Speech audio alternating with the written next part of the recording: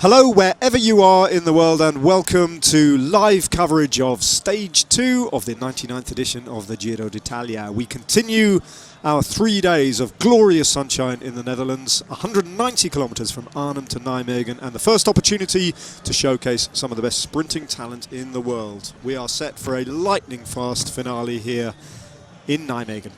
Whoever wins this sprint is going to be the King of the Mountains, the first King of the Mountains on this edition of the Giro. And now Cialinghi finds himself just gapped a little bit by Bellato. Now Fraile goes. That's his effort. Fraile has opened up everything in a bid for the line, and Cialinghi is burying himself to try and get across. Bellato struggling to stay on the wheel of the Dutchman. Bit by bit, Cialinghi's getting back to Fraile, but he might have left it a bit too late. There's the finish line. Can he get there? No, Fraile looks over his shoulder. He knows that he's beaten the Dutchman. Omar Fraile takes the King of the Mountains competition on stage 1. Breakaway companions have been out with him all day, and finally that effort has begun to tell. He's done one complete circuit all on his own, and that little wave of the left hand acknowledges the passage of the peloton as they pass under the Flamme Rouge, marking 1k to go, but 1k to go next time they come off the Vaal Bridge.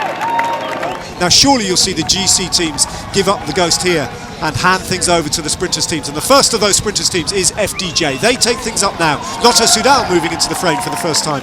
2.8 remaining. Now Bob Jungels hits the front for Ethics Quickstep. There's a little bit of a gap though. Where are the rest of the train? It's a bit disorganised.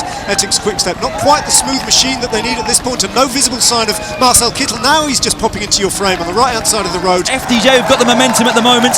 Kicking uphill a little bit before they line things out and sweep right-handed into the finishing straight. Here they go, huge crowds. I can hear the noise of the finishing line, ramping up the excitement. Demar hits the front with his team. He has 2 men now. Where is Kittel? He's still on the wheel. He's just boxed out of position a little. Now he finds himself tracking the move of Demar. So now it's handed over to FDJ. What can Demar do? He's in a perfect place here. Kittel is on the wheel of Demar. Behind him there's a Katusha rider in the mix, and he's dragging them all up into position.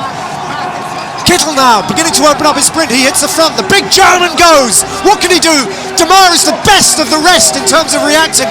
Modelo fighting for position, but no contest. No contest at all in the end. Class delivered. Win number 7 of the season for Marcel Kittel. He's back on the Giro d'Italia after 2 years of absence, and he has delivered at the first opportunity. Overall standings then, confirmation of Marcel Kittel's now 1 second gap to Tom Dumoulin. Amador drops down to 4th place.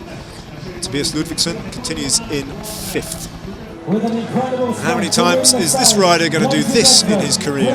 Already racking up the wins on the grandest stages of all. Sucking the crowd with champagne. Marcel Kittel, the dominant man in sprinting at the moment.